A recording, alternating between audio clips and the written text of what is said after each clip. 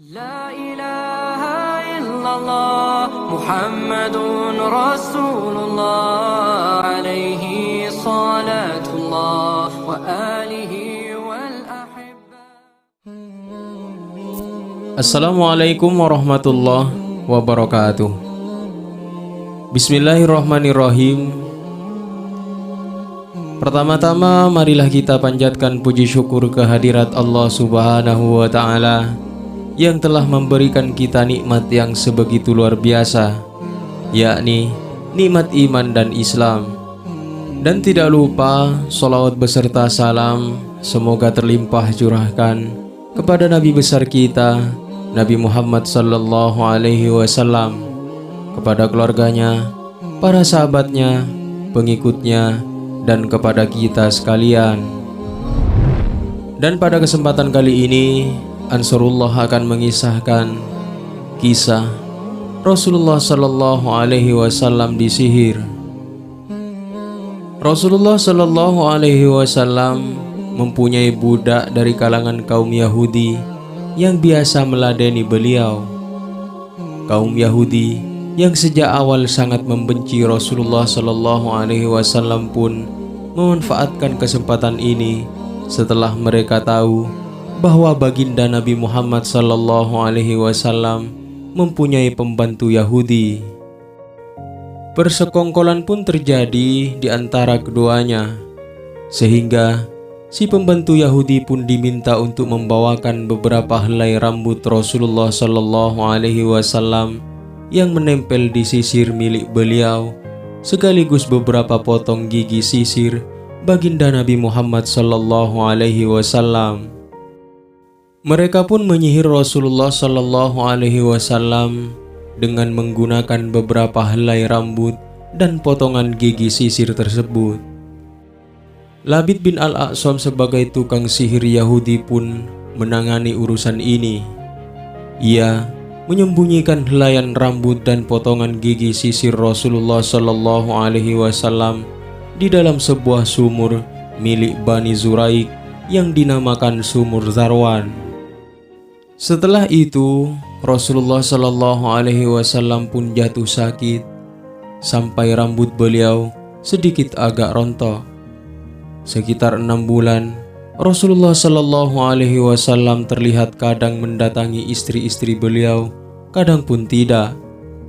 Badan beliau pun menjadi kurus tanpa ada yang tahu apa yang telah menimpa beliau. Setelah itu, Rasulullah sallallahu alaihi wasallam didatangi oleh 2 malaikat saat beliau sedang tertidur. Satu malaikat duduk di samping kepala beliau dan satu lagi duduk di samping kedua kaki beliau. Malaikat yang duduk di samping kepala beliau, Nabi Muhammad sallallahu alaihi wasallam, bertanya kepada temannya itu, "Apa yang sedang terjadi pada laki-laki mulia ini?" "Dia disihir," jawab malaikat yang duduk di samping kedua kaki Nabi Muhammad sallallahu alaihi wasallam. "Siapa yang menyihirnya?" tanya temannya lagi.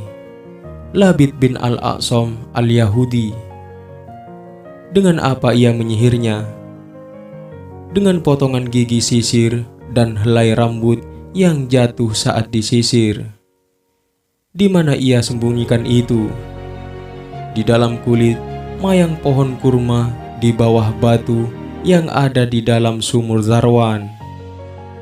Seketika Rasulullah sallallahu alaihi wasallam pun terbangun dan bersabda, "Wahai Aisyah istriku, tahukah kamu bahwasanya Allah Subhanahu wa Ta'ala telah mengabarkan tentang apa penyakitku?"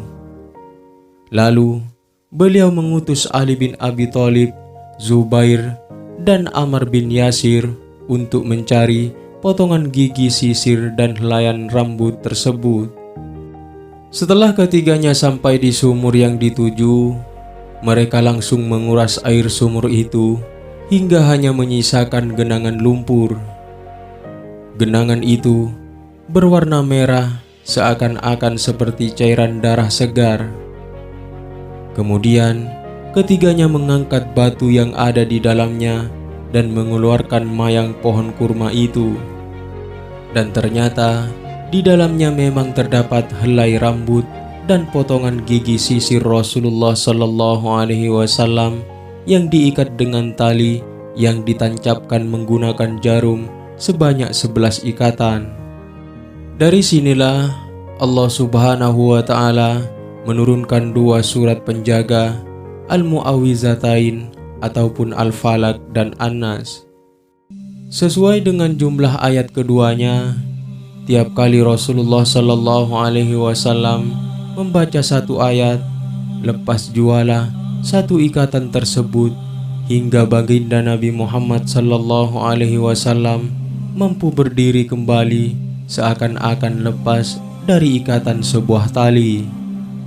Kemudian malaikat Jibril pun meruqyah Rasulullah Sallallahu Alaihi Wasallam dengan membaca Bismillah, dengan menyebut asma Allah Subhanahu wa Ta'ala, aku meruqyahmu dari setiap sesuatu yang menyakitimu, juga dari setiap orang yang dengki dan pandangan mata yang sinis.